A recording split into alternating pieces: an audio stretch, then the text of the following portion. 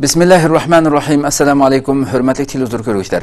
Bu qadimlik haftalik istiqlol xabarlari programmamizga kelganlarni qizg'in qarshi olamiz. Men Abdullah Yalg'un.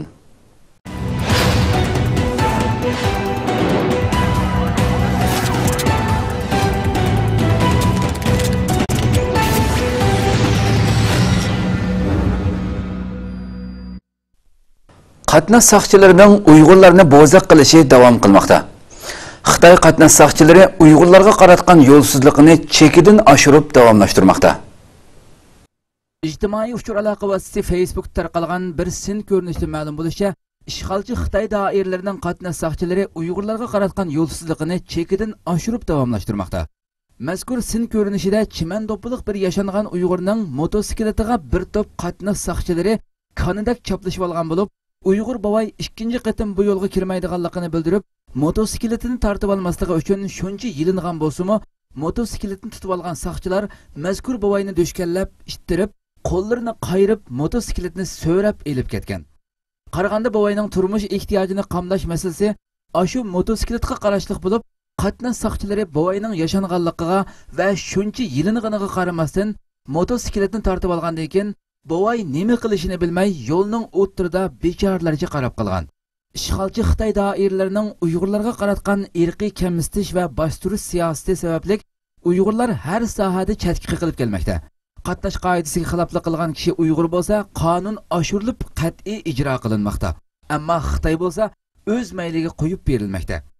O'tganda Shayan oyisida bir ayol Xitoy rasmiy tutuluq bo'lmagan holatda motosiklet haydagan va qatnash saqchilari tomonidan to'silganda motosikletni tartib olinish u yoqda tursin, motosikletni to'sqan Uyg'ur qatnash saqchisining gelini bo'g'ib, yuzini tatlib etgan edi.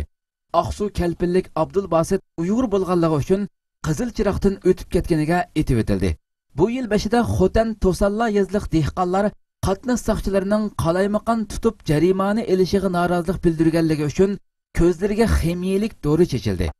Yana ba'zi qatnash saqchilarining Uyg'urlarga zo'ravonlik qilib, yo'l ustida bir Uyg'ur yoshini tutib olib, qattiq tizlab urib ketganligi va bir ayolning uchchoqliq motosikletini tartib olish jarayonida saqchilarning ojiz bir ayol kishiga tahdid qilganlari oshkorlangan sin ko'rinishlari ijtimoiy uchur aloqa vositalarida keng tarqalgan edi.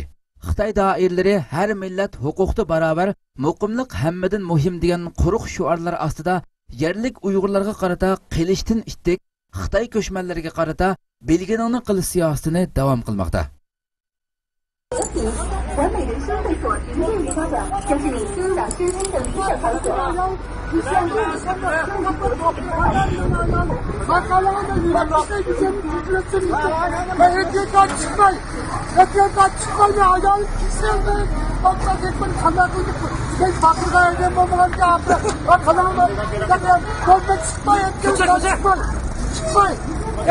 çıkmayın bir koşular.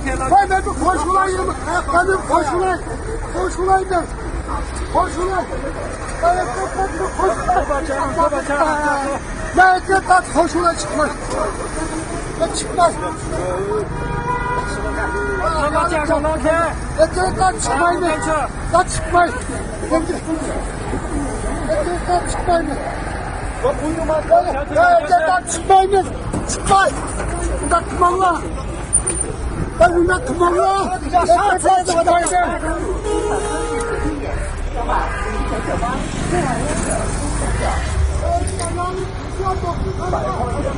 我上大公司，你想当哪？你想当？你想当？我上，我想，我喊我想当我。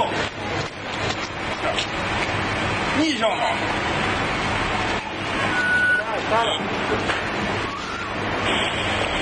张一生，我听见。啊，现在。 不要听见。你就说放我8块，看明白了。坐。你看看。贴条子么咋了？我不贴。不贴，不贴你说了算。要是吧？你还打我呢啊？要是吧？你还打我呢啊？你这男人挑的。你看看弄不死你狗屎。 Akıncılardan teşkillengen hakkerlar topi Xitayga tor hücumu başladı. Akıncılardan təşkillengen hakkerlar grupisi işgalci Xitay dairlerinin Şarkı Türkistan'da icra kılıvatkan okuguçular ve hizmetçi kadrlardan rozu tutuşunu çekleş siyasetiga karşı tor hücumu başladı. Akıncılardan təşkillengen hakkerlar topu işgalci Xitay dairlerinin Şarkı Türkistan'da icra kılıvatkan okuguçular ve hizmetçi kadrlarının rozu tutuşunu çekleş siyasetiga karşı tor hücumu başladı. Show Haber Toru'nun 14 iyul Düşenbe gündeki haberde ma'lum bo'lishicha, Akıncılar hakkerlar to'pi Xitoyning Sharq Turkistondagi ro'za tutishni cheklash siyosatiga qarshi amaliy norozilik bildirish uchun Xitoyga qarshi keng ko'lamli tor hujumi boshladi. Xabarda Akıncılar hakkerlar to'pining Xitoyga qarshi elib borgan tor hujumida Xitoyning nurg'un rasmiy va maxsus tor sahifalarini barbod qilganligi va ishlatilmas holiga keltirib qo'yganligi ilgari surilgan. Xabarda ma'lum bo'lishicha, Xitoy torlariga hujum qilgan Akıncılar hakkerlari hujum qilgan Xitoy torbatlariga musulmon Turkiya, musulmon Sharq Turkistonlik qarindoshlarimizning yendidir. Akıncılar bo'lish sifatimiz bilan oxirgacha Sharq Turkistonlik qarindoshlarimizning yendi bo'lamiz. Akıncılar bo'lish sifatimiz bilan zulmga xotimi berilganga qadar sen Xitoylarga qarshi kurashimizni davomlashtiramiz. Akıncılar bo'lish sifatimiz bilan sizlar Xitoylarning har qanday torbati bizning hujum nishonimizdir. Biz Osmaniylarning avlodibiz. Biz Turkiyalik biz. Biz Akıncılar to'pibiz degan ogohlantirishlarni qoldirib qo'ygan. Akıncılar to'pining e'lon qilgan bayonotida mundaq deyilgan: Xitoy ishg'olchilarining uzundan beri Sharq Turkistonda ijro qilayotgan zulmlari, irqiy va besim siyosatlari, nurg'un Uyg'ur turklari haqida chiqargan va ijro qilgan yo'lsiz o'lim va qamoq jazolarini afsus ichida kuzatib kelgan edi. İşgalchi Xitoy doiralari Ramazon oyining boshlanishi bilan Sharq Turkistonlik Uyg'ur turklariga qarshi yo'lga qo'ygan ro'za tutishni cheklash siyosati bilan to'liq haddidan oshdi va Uyg'urlarga qarshi zulmini texmo kuchaytirib davomlashtirdi. Bizlarmi Akıncılar bo'lish salohiyatimiz bilan navbatdagi hujum nishonimizni Xitoyga oid rasmiy va maxsus turbatlarga qarshi hujum qilishga qaror qildik va hujum qildik. Xitoyning Uyg'ur turklariga qarshi ma'naviy qalaymaqonchilik paydo qilishga uringan turbatlarini vayron qildik. Akıncılarning bayonot sahifasining bosh tarafiga Turkiya bilan Sharq Turkistonning oyulduzlik ko'k bayrog'i chiqarib qo'yilgan. Yana bir tarafdan Turkiya Balıkesir gezisining internet torida 11 iyul juma kuni Turkiyaning Trabzon shahrida to'plangan inson haqlari va ezilganlar uchun hamkorlashish jamiyatining Trabzon sho'ba a'zolari Xitoy kommunist doiralarining Sharq Turkistonda ijro qilayotgan zulm siyosatlariga norozilik bildirib bayonot e'lon qildi. Trabzon muxbirlar jamiyatida bir araya kelgan mazlumlar a'zolari nomidan bayonot e'lon qilgan mazlumlar Trabzon sho'ba raisi Mahmad Chinar apandi Birleşken Devletler Teşkilatı'daki daimi 5 a'zoning biri bo'lgan Xitoy kommunist doiralari ishg'olchi qismlarining Sharq Turkistondagi musulmonlarga qarshi sistemalik hujum qilish va bostirish harakatlarini kuchaytirayotganligini ilgari surdi. İnternetda sin alg'u hambahirlagan 32 Uyg'ur jazolandi. Xitoy Sharq Turkistonda internet orqali film hambahirlagan 32 nafar Uyg'urga o'xshamagan holda qamoq jazosi berdi. Xitoyning Sharq Turkiston musulmon Uyg'urlarga elib berayotgan zulmi chekdan oshmoqda. Xitoy 32 musulmon Uyg'urga internetda elib borgan diniy filmlarni hambahirlaganligi uchun eng az 4 yil, yuqorisi 15 yilgacha muddatli qamoq jazosi berdi. Buning ichida 3 kishiga bo'lsa muddatsiz qamoq jazosi berildi. Xitoy doiralari ular hambahirlagan sinalg'u lentalarda radikal va haddidan oshgan mazmunlar borligini ilgari surib ayiblash elib borgan. Associated Press'ning bergan xabarda mundaq deyilgan: Sharq Turkistonda 32 musulmon internetda sinalg'u filmini hambahirlaganligi uchun 3kisiga muddatsiz, qolganlarga 4 yildan 15 yilga qadar qamoq jazosi berildi. Xitoy sotining bergan tushuntirishiga qaraganda, musulmonlarning internetda hambahirlagan sinalg'u lentalardagi ko'rinishlar Uyg'urlarning dahshatli voqealiklarni sodir qilishining manbasi bo'lmoqda ekan. Xitoy ishg'olchi kuchlari Sharq Turkistonda keng ko'lamda bostirishlarni davom qilyapti. Bu bostirishlar 2015 yilning iyun oyigacha davom qilishi planlanmoqda. Xitoyning bu bostirishlari doirasi ichida eng oxirgi 15 kunda 30 dan ortiq islomiy guruhlar va uning tarmoqlari yo'q qilinganligi ilgari surilgan. Xitoy rahbarlari bularning Al-Qoida bilan aloqasi borligini da'vo qilib, to'kmat qilmoqda. Musulmon Uyg'urlarning ona vatani bo'lgan Sharq Turkiston Xitoyga nisbatan bir avarichilik rayoni deb qaralmoqda. 6 nafar Xitoy oqqon bo'g'izlab o'ldirildi. Vatanimiz Sharq Turkistonning Uchturpan imomlarim yezisida 6 nafar Xitoy oqqon bo'g'izlab o'ldirildi. Sharq Turkistonning markazi bo'lgan O'limchida boshqa shaharlardan kelgan Uyg'urlarning nupusga o'tishi va yoki vaqtliq nupusga erishishi cheklanayotgan va qiyinlashtirilayotgan bir mezgilda ichkaridan ko'chib kelgan Xitoy ko'chmanlarining Sharq Turkistonning har yeridan nupus va yer zaminga ega qilinishi Sharq Turkiston va Sharq Turkiston xalqining beshiga kelayotgan musibat va baloyi ofatning naqadar xatarlik va qo'rqinchli ekanligini ko'rsatmoqda. Erkin Asiya Radyosu'nun 14 iyul kundaki xabarda ma'lum bo'lishicha, 9 iyul çarşamba kuni Aqsu Uchturpanning imomlarim yezisida 6 nafar Xitoy ko'chman bo'g'izlab o'ldirilgan. Xabarda yana mundaq deyilgan: ijtimoiy taratqularda oshkorlangan Aqsu JX organlariga oid bir tutish buyrug'ida ma'lum bo'lishicha, 7 nafar gumondor 4 oilalik Xitoy dehqonni bo'g'izlab o'ldirgandan keyin u oilalarga tava bo'lgan 2 mashinani haydab naq maydondan uzoqlashgan. Tutush buyrug'ida kishilar gumondorlarning hujumidan faqat bo'lishga ogohlantirilgan va nomi tilga ilingan gumondorlarni tutishga hamkorlashishga chaqirilgan. Muxbirning aloqador xodimlaridan egilishicha 7 nafar gumondordan hozirga qadar 3 tutilgan, biri etib etilgan, qolgan 3 izdalmoqda. Bo'g'izlab tashlangan 6 nafar ko'chman Xitoylar 2005-yildan keyin yerlashtirilgan Xitoylar bo'lib, ikkisi nupusliq, biri vaqtliq nupusliq, qolganlari noma'lum ekan. Ular bu jarayonda 400 moddan ortiq yer setib olgan ekan. Xitoy doiralari yana barliq yezidagi Xitoy ko'chmanlarining omonligini qo'g'dash uchun jiddiy tadbir olgan bo'lib, hatto voqea yuz bergan kunlari butun Xitoylarni yeziliq hukumat o'rniga bir tutash yig'ib olib, ularning hayotini qo'g'digan.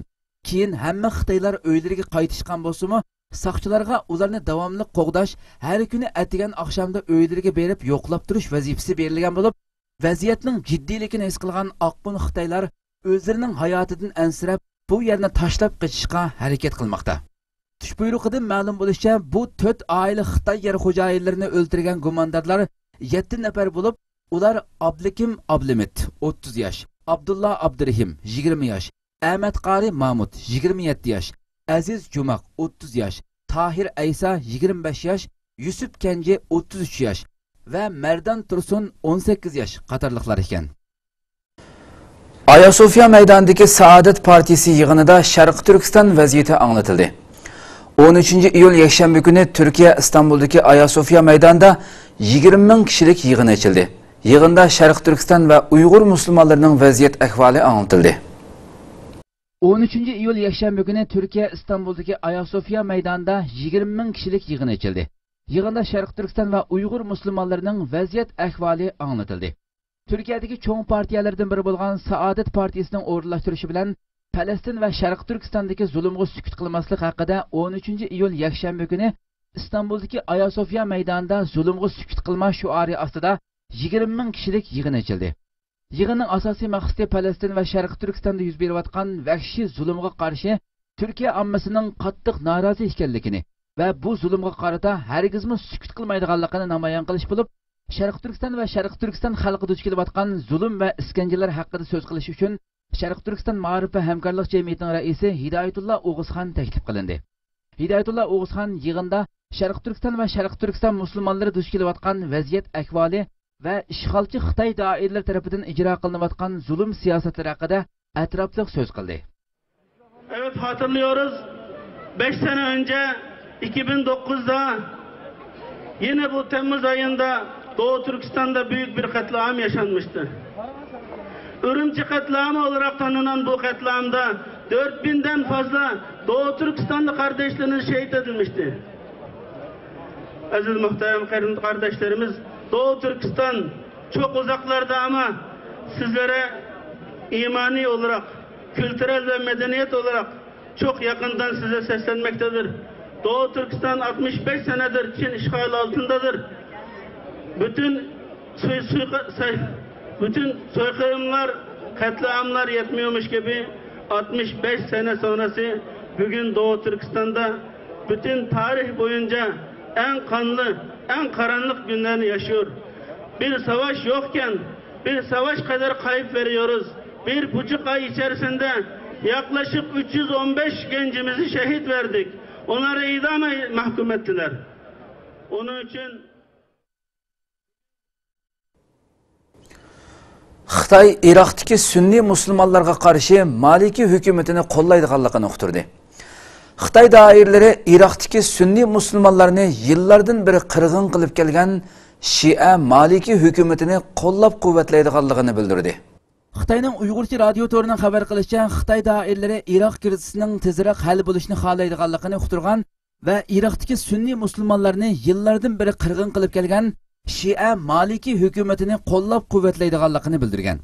Xabarlarda ma'lum bo'lishicha, Iroqning navbatdagi bosh ministri Maliki 10-iyul kuni so'z qilib, Iroq bexatarlik qismining qo'ldan ketgan barliq zaminni qaytarib olganligini ilgari surgan. Amerika va Iranning yordam qilishi bilan Iroqqa bosh ministr bo'lgandan beri sunniy musulmonlarga qarata sistemalik qirg'in qilish siyosatini ijro qilib kelgan Maliki oxirgi kunlarda yuz bergan qurolli to'qinishlarda ajallik zarbiga duchor bo'ldi. Navbatda Iroqning ko'p qismini Iroq Sham Islom davlati tashkiloti kontrolligiga olgan bo'lib, xabarlarda ma'lum bo'lishicha, Iroq hukumatining ba'zi amaldorlari va siyosiy tahlilchilar Iroq siyosatining qayta qurilishi bilan milliy yorishishning qiyin ahvolga tushib qolganligini ilgari surmoqda. Xabarda ma'lum bo'lishicha, Xitoyning O'rta Sharq masalasidagi alohida elchisi Wu Sika 7-8 iyul kunlari Iroqda ziyoratda bo'lgan va Xitoy Iroq hukumatining, ya'ni Maliki hukumatining davlat egilik huquqi, mustaqilligi va terrorlikqa zarb berishni ko'rsatgan tirishchanligini qat'iy qo'llaydi degan. Wu Sika yana poytaxt Bag'dodda ziyorati bo'lgan mezgilda Iroq bosh ministri Maliki va yordamchisi Salih Mutlaq va tashqi ishlar ministri Zibari qatorliq Iroq sunniy musulmonlarining qotillari bilan suhbatlashgan va Xitoy doiralari siyosiy, ma'naviy va moddiy jihatdan Iroqning Maliki hukumatini davomli qo'llaydiganligini, shuning bilan birga xalqaro jamiyatning Iroq Maliki hukumatiga texmo ko'p yordam berishini talab qilganligini bildirgan. Iroqning ko'p qismining Iroq Sham Islom davlati tashkilotining qo'liga o'tishi bilan Iroqdagi Xitoy ishchilarining mujohidlarning qo'liga asir tushib qolishidan qattiq ansirgan ishg'olchi Xitoy doiralari Iroqdagi Xitoy ishchilarini Iroqdan elib ketishga majbur bo'lgan edi. Zulm va adolatsizlikka qarshi portlagan har qanday qarishlik harakatlarini terrorchilik va zo'ravonlik deb ta'tir tashviq qildigan ishg'olchi Xitoy doiralari Sharq Turkistonda elib berayotgan Sharq Turkiston xalqiga qarshi umumiy qirg'inchilik siyosatini xalqaroda umumlashtirish uchun Suriya xalq qotili Bashar Asad, Iroq sunniy musulmonlarining qotili Maliki qatorliq xalq qotillarining yontayiqi bo'lib kelmoqda. Amerika Qatar bilan 11 milliard dollarlik qurol-yarog' setish to'xtami imzoladi. Amerika 14-iyul Qatar bilan Washingtonda sommasi 11 milliard dollarlik qurol-yarog' setish to'xtami imzoladi. Yaqinqi yillarda O'rta Sharq vaziyatining davolg'ishi davomli kuchaydi. Lekin bu Amerikaning qurol-yarog' savdosiga ta'sir yetkazilmadi. Amerika 14-iyul Qatar bilan Washingtonda sommasi 11 milliard Amerika dollarlik bir turlik qurol-yarog' setish to'xtami imzolab, Qatarga 10 yurish vatanparvar belgilik boshqarilgan bombaga qarshi turish sistemasi, 24 dona Apache belgilik hujumchi tikuchar aeroplan va 500 dona yenik nayzi belgilik tankga qarshi boshqarilgan bomba setib berdigan bo'ldi. Taratqularning xabarida buning Amerika yaqinqi yillardan buyon imzolagan eng yuqori sommalik qurol-yarog' setish to'xtami ekanligi, shundaqla Amerikaning tunji qatim vatanparvar belgilik boshqarilgan bombaga qarshi turish sistemasini Qatarga setib berishi ekanligi aytildi. Beşburcaklik binoning bayonotchisi John Kirby mundaq dedi: "Bugun imzolangan kelishim Amerika bilan Qatarning bexatarlik va mudofaa ishlari sohasidagi quyuq munosabatini gavdalantirib berdi. Bu bizning ko'p turlik harbiy ishlar harakatidagi qo'sh taraflik hamkorligimizga foydali. Amerika amaldori taratqularga Qatarning boshqarilgan bombaga qarshi turish sistemasini setib olishi asosligi Irandan kelishi mumkin bo'lgan boshqarilgan bomba tahdididan mudofaalanish uchun ekanligini oshkorladi. Amerika buningdan ilgari Kuvayt, Saudiya Arabiston va Arab Birlashma Xalifaligi qatorliq dengiz qo'ltiqi davlatlariga vatanparvar belgilik boshqarilgan bombaga qarshi turish sistemasini eksport qilgan hamda dengiz qo'ltiqidagi ittifoqdosh davlatlardan birlikda boshqarilgan bombaga qarshi turish sistemasini qurib, Ironga taqobil turishni murojaat qilgan, lekin aktiv inkosga erishalmagan. Qatarning Amerikada turishliq bosh elchisi Muhammad Jiham Koval Qatarning bu qatim Amerikadan boshqarilgan bombaga qarshi turish sistemasini o'z ichiga olgan qurol-yarog' setib olishining mudofaalanish maqsadi uchun ekanligini hamda har qanday bir davlatga qaratilmaganligini aytib, bizning rayonimiz nurg'un ma'lumotchiliklarni boshdan o'tkazdi. Bizning qurol-yarog' setib olishimiz Qatarni qo'g'dash uchun dedi. Amerikaning bir yuqori darajalik amaldori mundaq dedi: "Bu bir turlik uzoq muddatlik mablag' selish. Növbətdə Qatardakı Udeyd hava armiya bazası Amerikanın O'rta Sharq rayonidagi eng cho'ng hava armiya bazası. Bu baza Amerikanın Birleşme Hava Armiya harakat markazi bo'lish sifati bilan Afg'onistondagi Amerika armiyasining kurashchi aeroplanlarini ko'zlash hamda O'rta Sharq rayonidagi havo qatnashini iz qo'g'lashga mas'ul. Kirby 14-iyul Hagelning Qatar mudofaa vaziri Hamad bilan suhbatlashganda Qatarning Amerika armiyasini yordam bilan ta'minlaganligiga tashakkur bildirdi deganligini aytdi. Kirby yana O'rta Sharq rayoni uchun aytganda Amerika bilan Qatar munosabatining intayin muhimligini, Hagelning munosabatni yanada kuchaytirishni umid qilganligini bildirdi. Qanxo'r Bashar Asad qasam berib vazifaga o'ltirdi. O'z xalqini vahshiylarcha qirg'in qilgan va hali ham qilayotgan qanxo'r Bashar Asad butun dunyoni masxir qilgan holda 2014-yil 7-oyning 16-kuni tushdan keyin qasam berib 3-qitimliq raislik vazifasiga o'ltirdi.